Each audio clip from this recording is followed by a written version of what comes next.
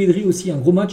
Il s'est créé 5 occasions contre Bilbao ce week-end, le plus grand nombre sur le terrain. Voilà, tu le sens l'impact quand même de Pedri. Après, quand Dani Olmo sera enregistré, on verra qui jouera. Peut-être les deux ensemble, je sais pas, parce que les deux ont pas le même profil.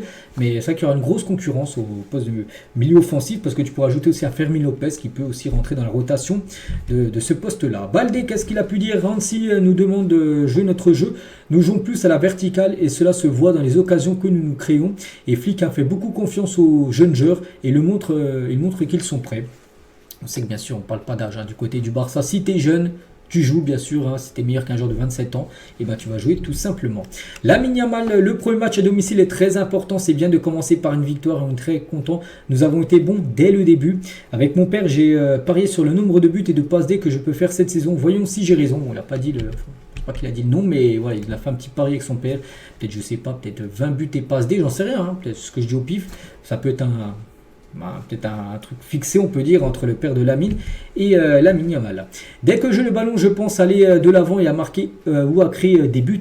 Et Nico et moi, nous sommes des amis très proches. Nous avons parlé un peu sur le terrain parce que oui, Lamine Yamal a pu retrouver, on peut dire, Nico Williams, ce joueur qui a failli venir au club, mais il n'est pas venu. Maintenant, on pense qu'il ne viendra pas. Mais pas que le mercato se finit dimanche qui arrive, là, à minuit.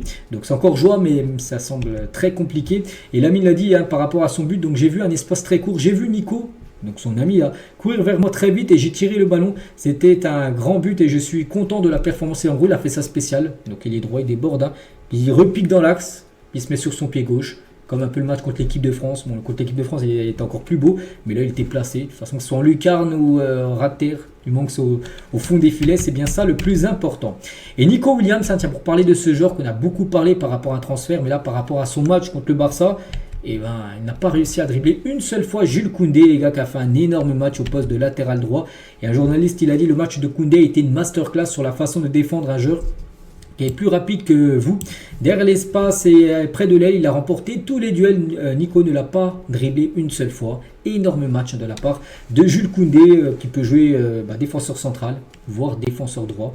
Et actuellement, il le fait très très bien. Et Lamine Yamal, sous la publication de Jules Koundé, Koundé a mis une petite photo, donc Barça réagit avec des flammes. Et Lamine, il a mis le BSTRB, en gros, meilleur défenseur droit du monde, Jules Koundé. Les buteurs cette saison, bon, Lamine Yamal, 1 but et Lewandowski déjà 3 buts. Je dis Lewandowski, c'est bien ça, qui commence, parce que c'est bon pour la confiance pour un attaquant de marquer, déjà 3 buts en 2 matchs. Actuellement, meilleur buteur du championnat de Liga. Sinon, les autres joueurs, tiens, les notes qu'ils ont pu avoir aujourd'hui dans le journal Sport. Bon, tout le monde a eu la moyenne, il y a eu pas mal de 7, il y a eu des 6 par rapport aux joueurs qui sont rentrés comme Eric et Fermin. Sinon, quelques 8, Lamine Yamal 8 sur 10, Pedri 8, Marc Bernal 8 et Jules Koundé 8 également par rapport à son très gros match. Fermin Lopez, qui a pu jouer, il est rentré en cours de jeu et Fermin a pu montrer en gros ses 2 médailles de l'Euro et médaille des JO couleur or bien sûr par rapport à ces 2 gros trophées qu'il a pu remporter durant l'été. Rafinha et Pedri ont été inclus dans l'équipe de la semaine de la Liga SofaScore, donc les meilleurs joueurs de cette semaine et 2 joueurs du Barça, donc Rafinha et Pedri dans cette équipe. Concernant le programme maintenant pour les prochains matchs, donc le Barça Bilbao a été joué, il reste plus que 2 matchs avant la trêve, 2 matchs cette semaine, donc on est le 26, donc le 27 déjà demain. Déplacement au Rayo Vallecano demain soir à 21h30 et dimanche ça sera le 31, donc non ce sera samedi, je crois que le premier sera dimanche, donc là le 31 sera samedi prochain, Barça Valladolid. Donc voilà, il y a quand même 2 matchs là au programme dans les 5 prochains jours.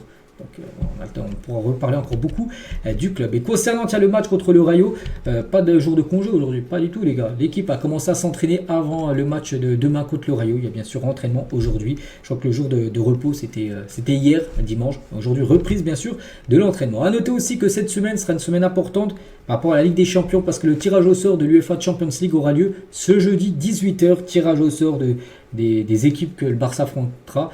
8 équipes différentes, il n'y aura pas une poule avec 4 équipes et 3 adversaires aller-retour, non, ce sera 8 équipes différentes pour le Barça, 4 à domicile et 4 à l'extérieur. Et on finit cet épisode les gars avec pas mal de départs et là on rentre dans la dernière semaine, j'ai dit, dimanche qui arrive, on est le 1er septembre et à minuit ça sera fini, donc la dernière semaine et 3 départs officiels.